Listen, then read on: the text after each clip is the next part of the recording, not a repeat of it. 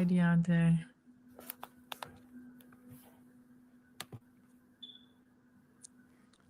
Legal Licks. How What are up, Maya? you? I'm good. How you feeling? I'm good. I'm Yep, good. yep. Won a couple The what? dollars early this morning. Won some bets Okay. early overseas, and What were yeah. you betting on? Um, Actually, Jeremy Pargo. Uh, people probably know Gennaro Pargo, who played for the Bulls. Jeremy Pargo still plays overseas in this league, Mm-hmm. and they're really good. They go down, but he just take over. So, been winning with him a lot. Um, Mm-hmm. it was some good EuroLeague basketball, fairly Another entertaining. Chicago legend. One more time. Jeremy is another Chicago legend. Yes. Has a bunch of records. Yeah, it was some good EuroLeague basketball earlier. Taylor and them had a closeout game to win the first round. They were up 19 points and lost to Zalgiris. Zalgiris pretty good though. So they Mm-hmm. lost. And then Kendrick Nunn, they had a closeout game as well, and they end up losing their closeout game. So both of those series are 2-1. But yeah, they're probably gonna win the next game, both of them, both teams.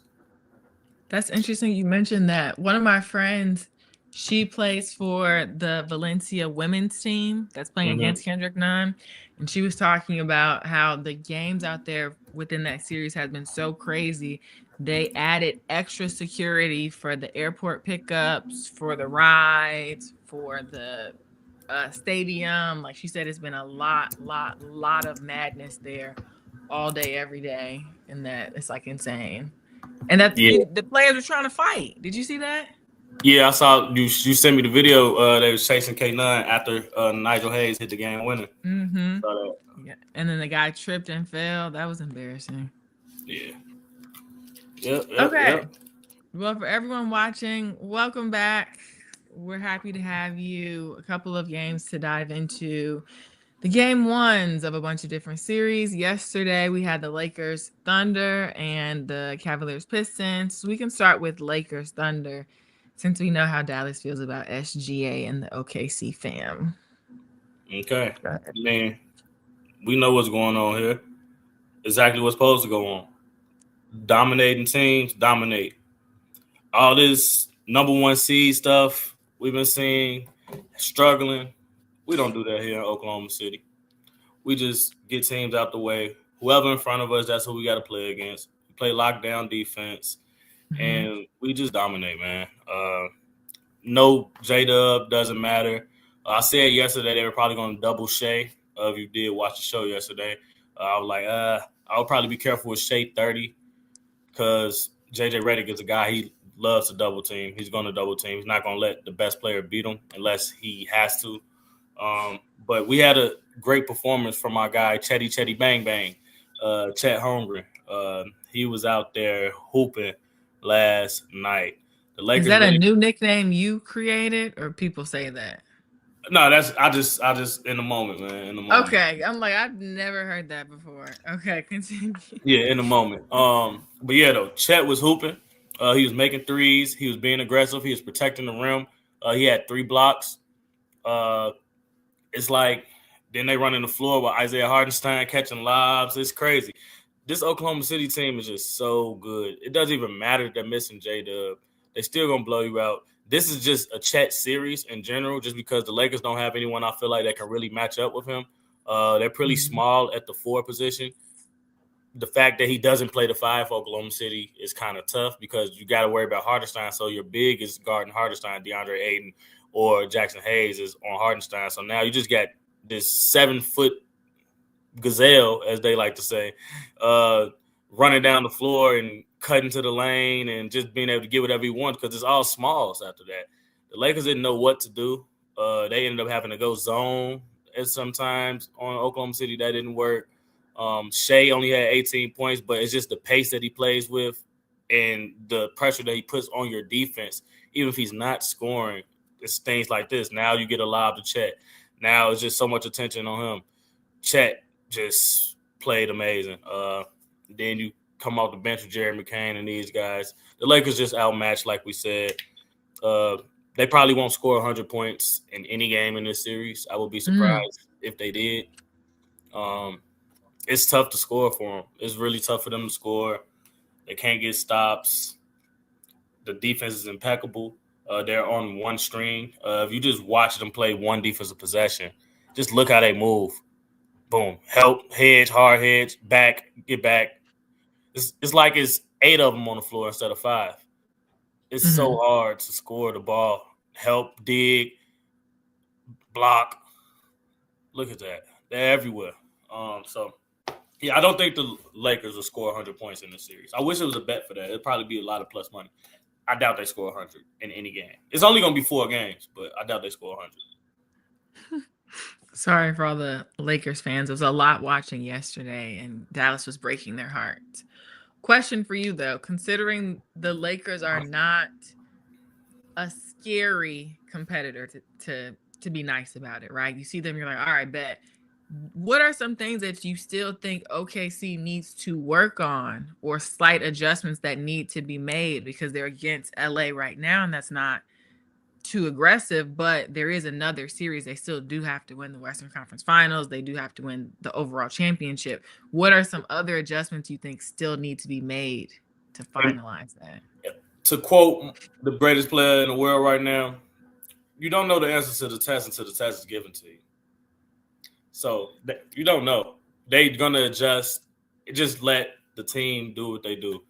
They're going to adjust to whatever comes across their path. Once they see the test, they'll give you the answers. So there's no small adjustments like so-and-so needs to shoot better. This person could maybe adjust their defense. Nah. They're a championship basketball team. They're a championship basketball team. The only thing I guess that can help is Jalen Williams coming back. J-Dub coming back. They're playing outstanding basketball. Well, considering you're saying they're such a well-oiled machine, we slightly spoke about this yesterday, but we didn't really have time to cover it. Do you think that this current OKC era, this team, these players will one day be an NBA dynasty? Yeah, I mean, I've said it time after time. I think they win 3 in a row here at least. They're going to win this year. Shai's going to sweep the awards. I think they're going to win next year, and then they will be a super team built somewhere in one of these cities to try to stop them. And I don't know if the super team will be able to stop them either. So that's just what it is. This Oklahoma City team really good. That leader leads by example, does everything the right way. The front office is amazing. Sam Presti.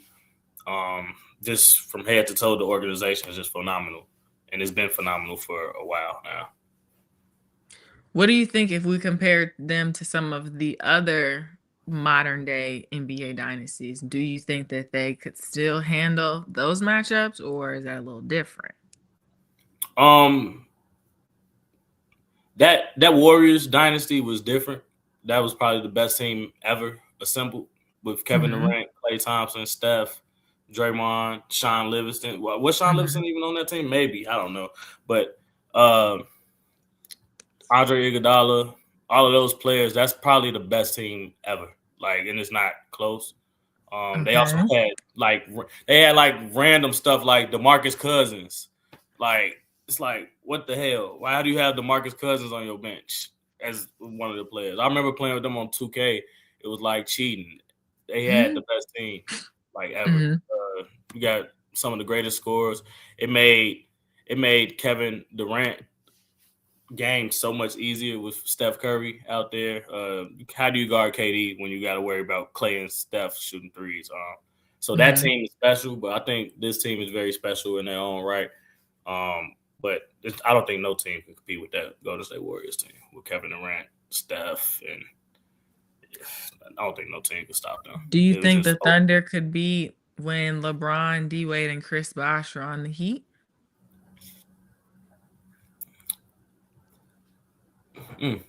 It's tough. It's tough to say. I don't know.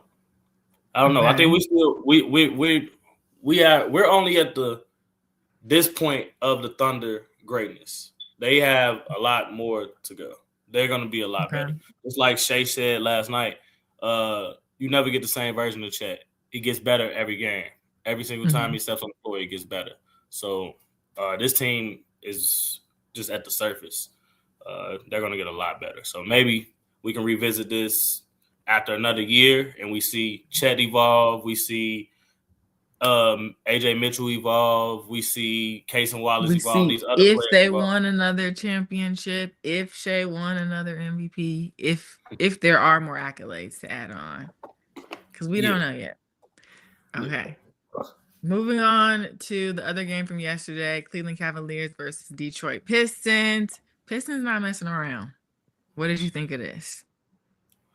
This game was pretty good. It was the Pistons got out early, and then the Cavs made a run, got back within 10 by halftime. We actually bet on the Cavaliers plus 14 first half. That was one of the bets. I think 13, 14. No, I bet 1,700 on it, actually. Sent it to the group members. The Cavs just turned the ball over a million times in the first quarter. So it was like, oh, they're not going to just keep turning it over. Eventually, they should get some shots at the rim. Detroit was at home. They came out, jumped on them early with the crowd. And, yeah, it was just a really good game, start to finish. The Detroit Pistons played excellent basketball across the board. Cade Cunningham showed his dominance. They had that guy, Duncan Robinson, making three-pointers, wide open threes. You can't leave him open. He's going to knock it down almost every single time. They had contributions from everyone. They hit some buzzer beaters. Javonte Green played well. Thompson Twin played well. Bench guys played phenomenal. Dennis Jenkins, Jalen Duren, he played excellent as well. But the main thing, I think the Cavs lost this game themselves. Yes, the Pistons played really good basketball, but I think the Cavs kind of lost this game themselves. It's kind of hard to win an NBA game in general, let alone an NBA playoff game in the second round against a number one seed, and you're not getting shots at the rim. You got to get shots on it. Too. Yeah, you got to get shots. Like, every possession has to end with a shot. That's the thing. And the Cavaliers turned the ball over. You see exactly how many times they turned over. I know that the Pistons had 32 points off of turnovers yesterday. You can't give up 32 points off turnovers. Just an example here, James Harden, a pointless turnover. And when the Pistons get out and run, they gone. They got a lot of guys that can finish. Tobias Harris, Dennis Jenkins, Cade Cunningham, the Thompson twin. When they get out and run, they get out and run. And James just kept giving them the ball. I mean, just here, you can have it. And yeah. So the next question I was going to ask you was about James Harden. You mentioned how in the first quarter the Cavs kept turning the ball over. James Harden has 43 turnovers this playoff series already. This playoffs overall. That's more than any other NBA player. He averages over 5 turnovers a game. How can we get him to stop doing that? It's a him thing. I mean, he's one of the greatest players ever to touch a basketball. He's elite. He's elite at playmaking. This is a guy that averaged 30 points and led the league in scoring and led the league in assists throughout the course of his career. He has to just man up and like, bro, I'm keep turning the ball over. If we're not getting shots up, we can't win the game. You got to get a shot up every single time. You can't give up 31 points off turnovers to the number one seed. You can't turn the ball over 20 times as a team, let alone James Harden had 7 turnovers himself yesterday in the opening game. And they were at crucial moments sometimes. You got to make this Detroit team score in the half court because they can't shoot the 3 ball. When you let them go in transition, now they can shoot the 3 because now they're getting guys open looks like Tobias Harris and Duncan Robinson. If you're in your half court set and you're the Cleveland Cavaliers, now and then if you're in your half court defense in the Cleveland Cavaliers, it's a lot easier to guard the Detroit Pistons team. You can't guard them in the open court. So James knows what he has to do. He really does. He said himself in the interview post game. I'll play the clip here. Turnovers are something that are correctable. Yep, 1,000,000%. And what do you think? Like some of them are, like Don just said, you look within first, and you look at my turnovers, and a lot of them were just on me and nothing they did. So, and which led to I don't even know how many transition points they had, but it was way too many. And I mean, if I had to put my print on one thing on the game, that's the game right there. Yeah. I love the Easy right accountability. there. I love the accountability, though. He's a veteran player. He knows it's on him. It's on him.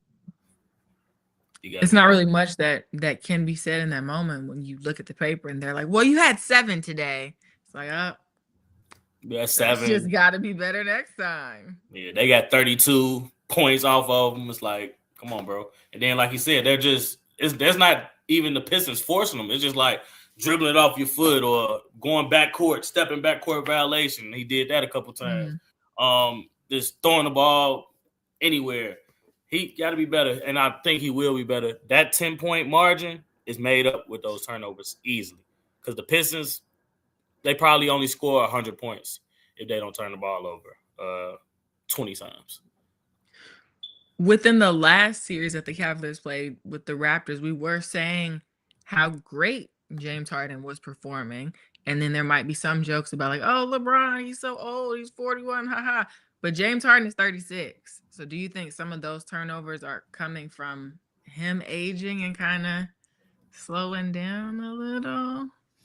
Or not necessarily. Yes and no, not necessarily, but when he see that Thompson twin on him, he don't like it. He don't like that. He didn't like Scotty Barnes on them last series. It's certain defenders that he don't like, but that's where his IQ kicks in, and he does actually make sure he gets the right switch. You know what I'm saying? He has Max Strus go set the screen. Like I said yesterday, Max Strus 2 threes was going to be easy because he's going to have Duncan Robinson on him. James Harden get the screen from him, kick to Max Strus. Max Strus makes the shot. I think James Harden will be a lot better next game. I think we can take his assist for sure next game. James Harden will play better basketball next game for sure. Thus leading to a potential Cavaliers dub? Maybe. We will see. Okay, so let's dive into tonight's playoff games with some of these exciting series. We could start with the New York Knicks and Philadelphia 76ers with no Joel Embiid. That's huge, though he didn't really do nothing crazy last game, but that is still huge for the 76ers. No Joel. So situations like this, when it comes to sports betting, people love to be like, oh, Joel out. Oh, the Knicks got to be a lock, and think the Knicks just going to blow somebody out, or the Knicks just a for sure win. Knicks just going to win the game. How could they win without Joel Embiid? They just got blew out by 30 with Joel Embiid. How can they win? That's true. And you know the old saying, like, you stick your hand in fire, you get burnt. You can only get burnt so many times by thinking that way. So I'll just advise everyone, the Knicks probably win the game, but be careful taking that spread. It's 11 now. I would be very cautious with that spread. The Knicks played lights out basketball in game 1 at the end of the day. The Sixers were in a grueling 7-game series. The Knicks rested and were just waiting at the crib for the Sixers. So I definitely take that first game with a grain of salt. You didn't get to really see much. All you got to see was Jalen Brunson going crazy. The usual. We talked about it on the show, how Jalen Brunson was going to be a matchup problem for these 76ers and pick and roll just because of the size that the Philly defenders have. Paul George is a bigger wing. Oubre is a bigger wing. VJ Edgecombe is too young. He's going to bait him into fouls like that. Just be able to attack him off the dribble. Jalen Brunson is a cerebral basketball player. He's very smart. See how he's just coming off the screens, getting whatever he wants. Philly doesn't really have anything to stop it, honestly, because you can't put Maxey on him because you're scared Maxey gets in foul trouble. Oubre, he can't keep up with him because he's too big. You got 6'10 guys, 6'9 guys trying to guard this little minion. Look, Paul George can't get around the screen. He's too slow. And then step back. He's making stuff like that, and you're there. It's like, what do you do? When Brunson gets going. Then when Embiid hedges, he can't do anything. Brunson was lights out, though. So the Knicks have been playing just crazy offense these last few days. I think they're just in like that flow state where it's not. Look at, oh my goodness, he turned him all the way around. The Knicks are just in that flow state on offense right now, and I don't know if anybody can stop them. But this 76ers team, they don't have the personnel. Joel Embiid is out tonight, so I do think that they will go smaller. But the thing is, their bench players aren't good. So one of the comments from the last show, guys on YouTube, was saying like, yeah, the Philly doesn't have a bench, and they don't. They only play Drummond off the bench, and Grimes really. Drummond is kind of a nobody in this series because there's nothing he can do with Jalen Brunson if when he comes out the screen and pick and roll. So I don't know. It's going to be interesting. Okay. So considering that there's no Joel, we know Maxey every night they're leaning on him regardless to drop 20, 25 plus. Who do you think they would be able to lean on if we have Andre Drummond? ... I mean, VJ Escombe has to play well for them to stay around in this game for sure. But it's gonna have to be like a random person, I think, to be honest with you. VJ does have to defend. He does have to get to his spots and make shots because they're definitely going to try to funnel the ball out of Tyrese Maxey's hand. Then with no Joel Embiid, we talk about this all the time. Now the Philadelphia 76ers have to make tougher shots. Everything is tougher for them now because now you don't have that person that's like the black hole taking all the attention from the defense on them. Now you're going to have to go get real buckets, which Maxey's capable of. We know Paul George capable of. But they're going to need a third scorer, and I think it has to be VJ tonight.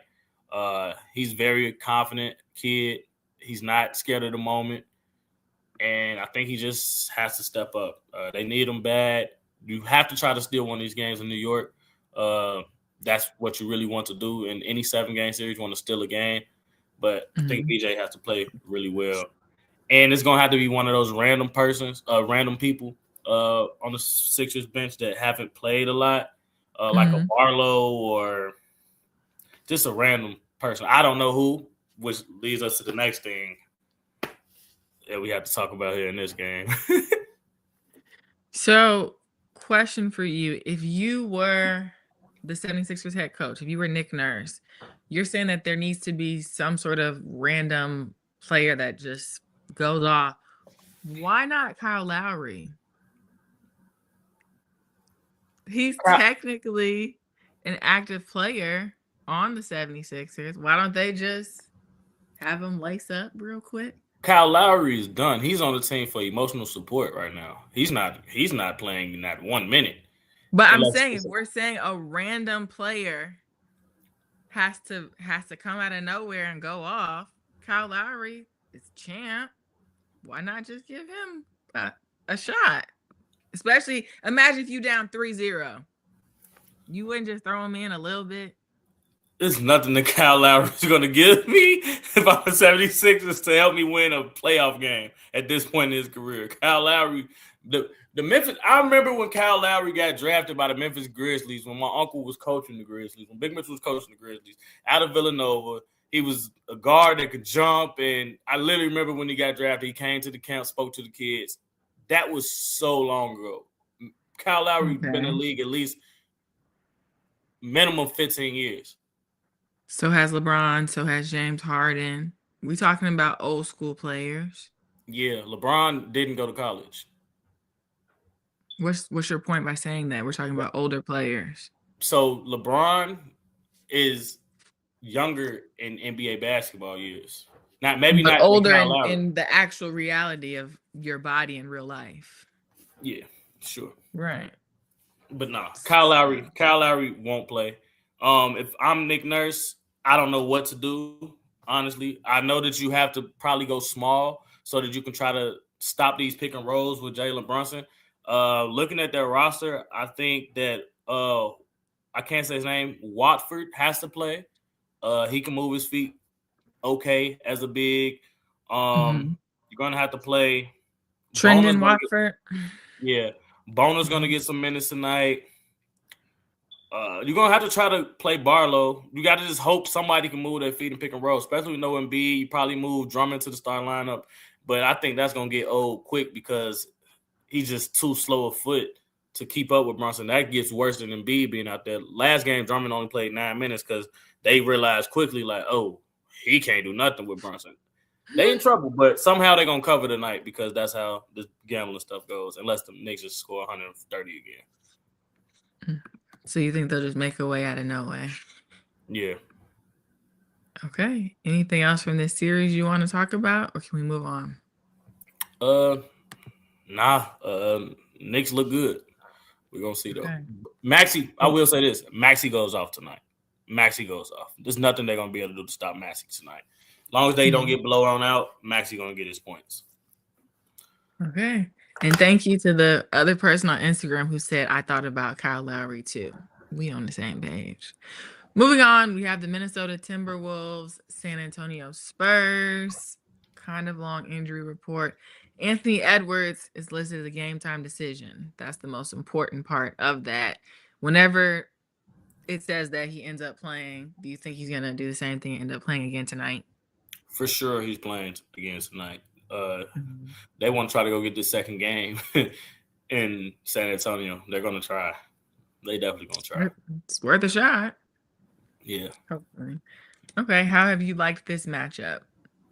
I mean, I like the T-Wolves as a team. They got a lot of dogs out there. So, I mean, I've been talking about it all playoffs, how they got dogs. They got dogs. Minnesota got dogs. Ant was out there hooping off the bench. But I think the Spurs kind of played bad. I think that their youth was displayed in that game one. They won their first playoff series. Now they're playing a team with a lot of veterans that's been there multiple times, been deep into the playoffs.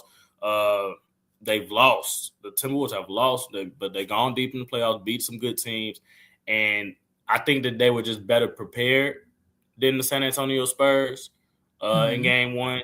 I think that the youth of the Spurs was very much on display. How physical the Timberwolves were with the Spurs was big. They were really physical with Fox on the screens. They were physical with Wemby. They didn't allow them to be comfortable.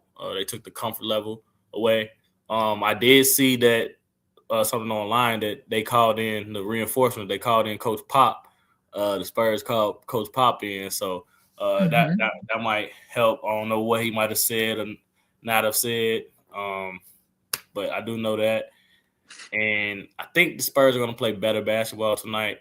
The key thing that has to happen, though, is Victor Wemby has to make shots. If he doesn't make shots, the Spurs are in trouble. Him making shots doesn't just mean about the scoring. It's bigger than the scoring. He has to make the 3-point shot to me. Just to space the floor, to give everybody else room, to get Gobert out the paint. He has to make 3-point shots. He was 0 for 8 from 3 in game one. He had 11 points. Yeah, he had a triple-double. Yeah, he had 11 blocks. Yeah, he rebounded well.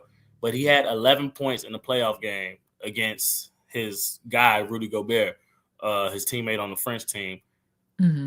He shot 8 threes and didn't make one. And they were some good looks. I think he had to play at that high post as well, that high post, that elbow, so that he can force the Minnesota Timberwolves to collapse and hopefully maybe get Rudy in foul trouble or something like that. But he has to make threes, Maya. He got to make threes. I took him for 2 threes on one of my parlays. He's going to make them. Joker shot almost 10 threes per game last series. So we know this is what Minnesota gives up to the center. They're going to let you shoot the threes. You got to make them, Wemby. Put the ball in the bucket. And I know Wemby well enough that he went and got in the gym immediately after that game. Immediately. He got extra shots up. He read his book, went to sleep, got his rest, ate his food. He's going to come out and play a lot better tonight. I can almost guarantee it. I do think he's the truth. I don't think none of that is no hype or overrated, any of that. Wemby is a really good basketball player, and I think that he's going to take this very personal, that he played like shit and he feel like that they lost. And when you look at it like this, they lost by 2 points and Wemby played bad. Fox played bad. They didn't play good at all. So it's going to be interesting. So let's talk about the Minnesota Timberwolves really quick. Anthony Edwards did play in the last game, but it was controlled minutes. How important do you think it was for the other players that were coming in after him to keep the game quick, fast-paced, and the flow going, the points coming in while Ant wasn't out there? I think it was really important. I think that Ant kind of just gave everybody that jolt. Like, you know how they when someone can't breathe, they hit the little shock thing on them. I think that's what Ant was. Coming off the bench, boom, he gave you some ankle breakers, good shots, and then just that energy he brought, like, yeah, we could do it, you know. And I feel like it made everybody believe. And then in the fourth quarter, they let him go. They let him play 10 minutes in the fourth. So Chris Finch is an amazing coach, and I mean amazing. He makes the adjustments. He tries different things. That lineup with Naz Reid was very effective. When they didn't have Gobert in the game, they went small. They played Nas, Randall, McDaniels, Ant, and either Conley or Shannon, give or take, whoever you want. And that small ball lineup is hard for the Spurs to guard because now Wemby's not at the rim. Because you got to respect Randall shooting threes. You got to respect Nas Reid shooting threes. You got to respect Ant shooting threes. Conley played well. Old man Conley. That's what I was waiting to ask you. Like, what did you think about Mike Conley? Because you said before, you're like, yeah, he's kind of washed. Like, we don't really need him in there. But he did good. Yeah, Mike Conley, if Mike Conley can give you good minutes in this series, you're gonna have a chance.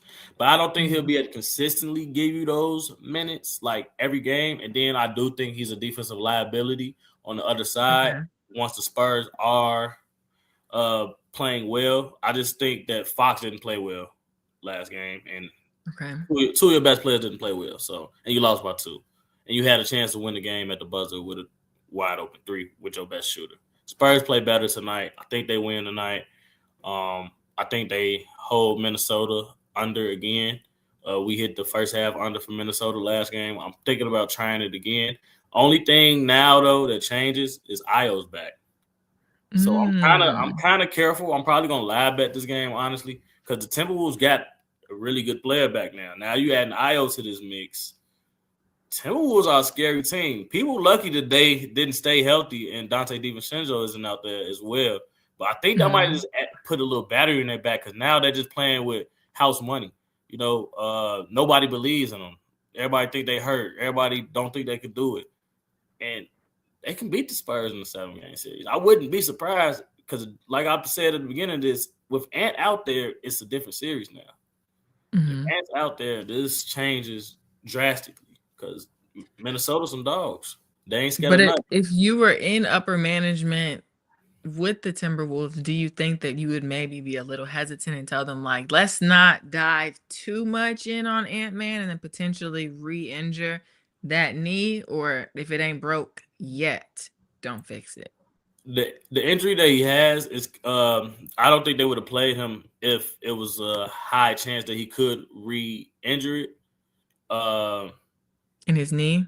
Yeah. It's not a ligament. It's a bone bruise. So it's not like they set out Io for the last game. He had a calf. It could pop. You know, it's just probably pain tolerance or whatever for Ant more than re-injuring. Like we said, Giannis played in the finals when they thought he was going to be gone with the same injury and won the NBA championship. People take for granted sometimes how many opportunities you'll have to actually go win a championship. Minnesota has to take advantage of this. You got to push all your chips in. This is what you play the game for. You have a pretty good chance if you look at the field. They feel like they can match up with Oklahoma City. Oklahoma City's hurt. They're missing one of their best players. I think Oklahoma City beats them without J-Dub anyway, but it's going to be tough. But you look at that Oklahoma City team, they're wounded. You got a chance to beat them in the next round if you get there. And then on the East side, I know you feel like you can beat all the teams in the East. So they get past the Spurs, Minnesota going to have a shot at this thing. They got some killers over there. They got them Chicago kids. The Chicago kids different. I keep trying to tell people the Chicago kids are different when it comes to this basketball stuff. They put that battery in their teammates' back. They don't think they can fail at anything. If the kids from Chicago that make it to this level of basketball just have something special. It's going to be on display. And that's not a Chicago native bias. No, it's facts. It's super facts. Like, Chicago basketball is different than anywhere else in the world. It's just that's why certain players, when they come to Chicago, they take on Chicago so much. Like Michael Jordan took on a lot of Chicago's nature. Grit. Yeah, it's like you come hoop here, you take on a lot of that stuff too. So, especially when we got a good team. Someone on Twitch said, I wonder if because KG is back with the organization, he's putting that dog back into them. Maybe. He's a good motivator. I know he got some speeches. He done gave some good speeches to the team for sure. Yeah, and he's kind of wild. Who knows how those speeches went? Okay, well, you don't have to answer this. They said Spurs halftime, full time. But I do want to know, what is your free system play of the day? Let's see. The free system play yesterday was Marcus Smart over 2.5 assists. He had 5 at halftime, so the system worked pretty good yesterday. Let me see what they got on here now. It updates as the day goes along. Let me see what they got, y'all. The top system play today is – I ain't going to get that one out. We're going to go with Mikal Bridges under 12.5 points. They think he gets 9.59. Bridges had 17 in game 1, but they like him under 12.5 points. We'll see how it goes. Do I like it? I kind of do. I think that eventually the Knicks got to come back down to earth on the scoring. I mean, they scoring lights out. They scoring lights out. I'm very interested to see what Coach Nurse does. I don't know what the adjustment is. I just know I can't take that spread with the Knicks because it's just feel like a trap. So I'm going to be live betting this game, and I did take Maxey to score 25. So there we go. Which is a pretty good bet since he almost always does that. And if Joel isn't there, it's kind of mandatory to not get dubbed. Okay, and then as always, people can text Legal Licks Live to this number. What is that package looking like? $200. You get 30 days of all of our plays. WNBA starts this week. We got EuroLeague playoffs going right now. Boxing, MMA, tennis, all the sports you could think of. But WNBA is one of our best sports, and we're gonna make a lot of money. I suggest definitely at the start of the season because the lines are off with all the moves and the trades that's been happening in the WNBA. We're going to be able to take advantage of a lot of good spots with certain players on their new teams, just fitting in exactly how I see it. So I know I'm going to be able to bet a lot of Sky, Storm. It's just a lot of things in the W where they're not going to have the lines correct yet based off of what these women will be able to do. Okay. As I'm sitting here going through the comments, someone said, if I was going to go off saying that he's from Chicago, but someone on Instagram said New York be hooping, which is like, But I thought about it. That could be one of our topics tomorrow of what area in the country do you think has the best hoopers? Because, of course, we're from Chicago. We're going to say Chicago. But there's probably a good case. We could probably put together let's do something like we put together some teams from different places. We could do Cali. Well, California's so big, but yeah, New York, Cali, Chicago. We could do something like that. I think that would be pretty cool. Then we size up the teams and figure out who got the best players all the time. All right, works for me. Thank you guys for tuning in and watching. Good luck betting, and we will see you tomorrow. All right, blessings for sure.